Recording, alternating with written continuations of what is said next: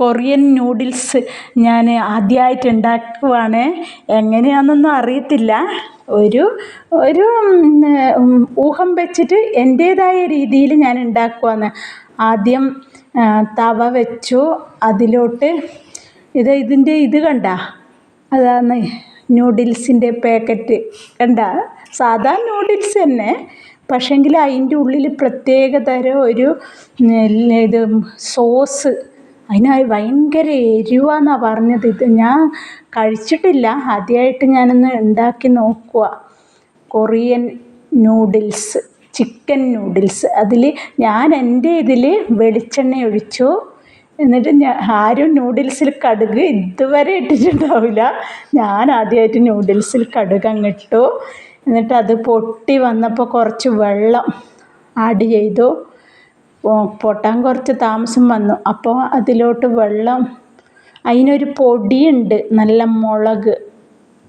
അപ്പോൾ ഇതാ വെള്ളം ആഡ് ചെയ്തു. ഇനി നല്ലോണം വെട്ടി തിളക്കട്ടെ. വെട്ടി തിളച്ച് കഴിയുമ്പോഴത്തേന് അതാ സാധാ മാഗി ഇടുന്ന പോലെ അങ്ങിട്ടു. എന്നിട്ട് തിരിച്ചും മറിച്ചും എല്ലാം ഇട്ട് അതിൻ്റെ പൊടി ലേശമുണ്ട്, അതും എല്ലാം ഇട്ടു. എന്നിട്ട് അടച്ചു വെച്ചു. ഞാൻ കുറച്ച് സമയം അടച്ചു വെച്ച് നന്നായി കുക്ക് ചെയ്ത് ഇതാ നല്ലപോലെയായി. അതിൻ്റെ ഇത് മസാല, അത് മുളക് എന്തോ ഒരു പ്രത്യേകതരം മസാലയാണ്.